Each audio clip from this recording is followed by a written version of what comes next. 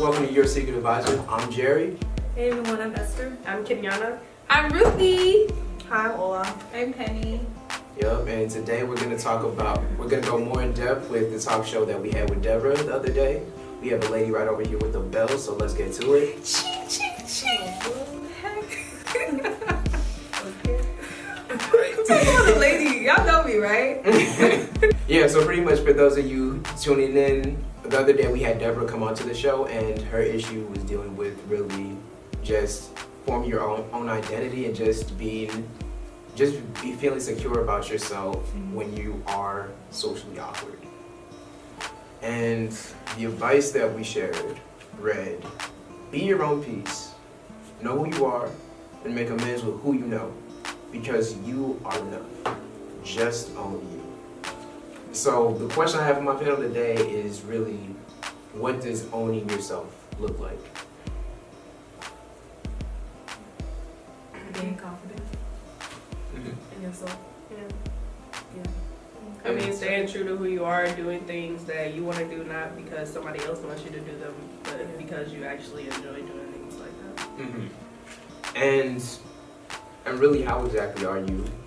How can you really do that when you're in a basis where you're not really with have self-confidence in yourself? I mean, I think I struggled with this like a lot, and then I met this dude, and like he would always tell me like, I don't know, I just felt insecure about like I thought I wasn't smart enough, and then he would be like, you're super smart, like, and I would be like, no, it's not good enough, I'm not good enough, and like I would literally, it was to the point where I would just stress about nothing. Also, I didn't like taking pictures, and he would make me send him a Snapchat picture of myself like every day, and if I didn't do it, then it was like he wouldn't talk to me. So, So basically, he was helping you. Or Yeah, you're saying that he was helping yeah. you like come to terms with like Who your I was, insecurity. yeah. Oh, I see.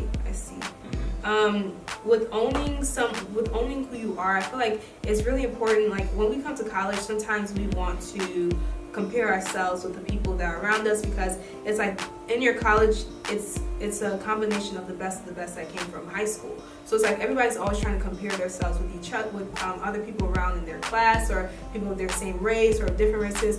But it's important to like hone in on who you are as an individual, your talents, your uniqueness, and nurture that so that you can stand out in the crowd. You know what I mean? If you try and be like somebody else, then you're drifting more towards a crowd type of how they say it? What's it called again?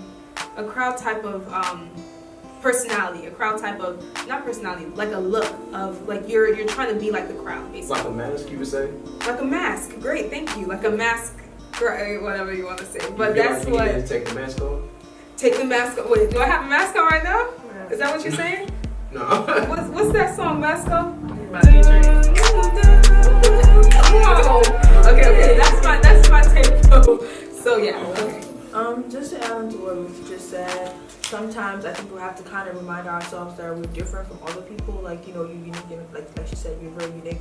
Like, what I'm good at, she might not be. So kind of know that you have what you're best at. You know what you excel at. You know, like, basically know your strong points and know that nobody can beat you. Like, you know, just know that you're fine, you're okay, you're beautiful, and stuff like that. And I think you'll be fine.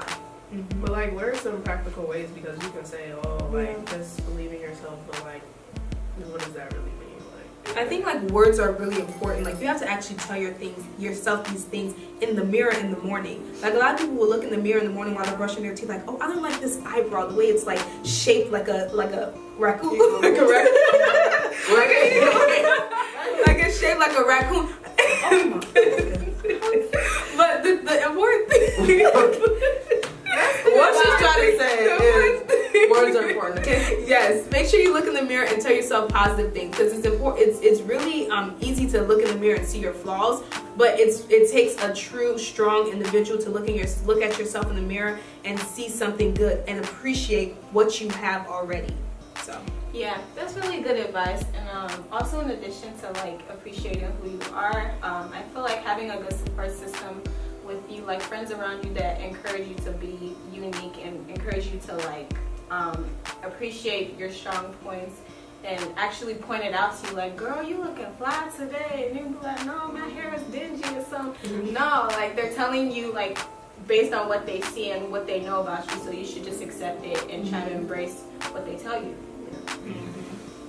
Yeah, with a lot of what me and Deborah were talking about, it was really just about just trying to accept who you are, because like Kenyanya, what you said, with just words may not be enough sometimes.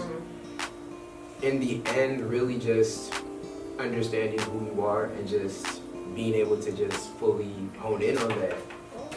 That makes you that keeps you. You're able to just be strong and driven towards whatever you need to do.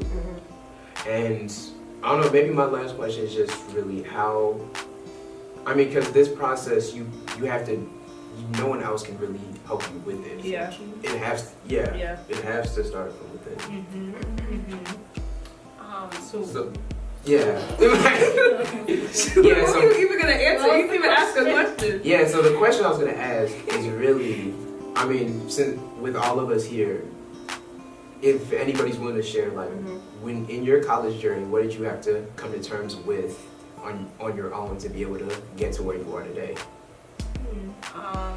For me, I had to understand that I couldn't always get an A on the exam, and professors will be petty. I also had to understand, for example, with exams, I had to understand how my studying is and like how I really can't study with anybody else.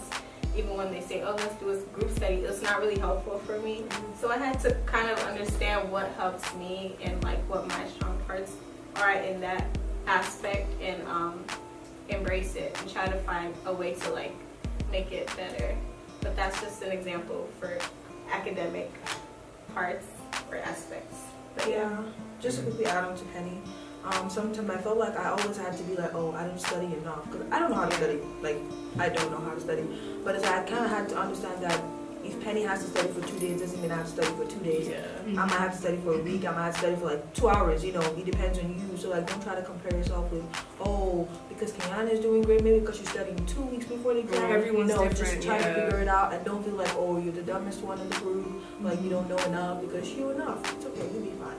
I think The Lion King is a good example of this. The Lion King. He had to find his own journey on his own, and try to like determine, like find his own self-confidence in order to like, become the head of the jungle. Yeah, he had to do that. So. And I think everybody has their own different types of insecurity issues. Like I think for me, when I came to college, I struggled with the idea of trying to please everyone, but sometimes you can't please everyone. You can't always, it's impossible to please everyone. You can't say yes to everyone. Sometimes it has to be a no, and that is the best answer at that moment or for that situation. So I had to come to terms with that, because sometimes I'll be like, oh, what would this person say if I disappoint them? Or what would this person say if I, do it this way? Or, I was always constantly trying to think of what other people would feel about my decision or the things that I wanted to do, even if it didn't align with their personal beliefs or their personal way of doing whatever I was trying to do. So it's like I was just always kind of putting myself in the position of, feeling bad or feeling down, when most of the times, like I said, you can't please everyone. What you need to focus on is pleasing yourself, knowing who you are, finding that out, and people will appreciate you for who you are. You won't have to try and please other people. They will be pleased by seeing you. That's all. Bell time. Yeah, I told you guys, we have a lady with the bell, and she would just blow everybody away. So thank you all of you guys for your amazing input, and that's pretty much all the time we have here for today. So if you have any thoughts on anything we said, make sure to comment below and hit the subscribe button, and we'll see you guys next week.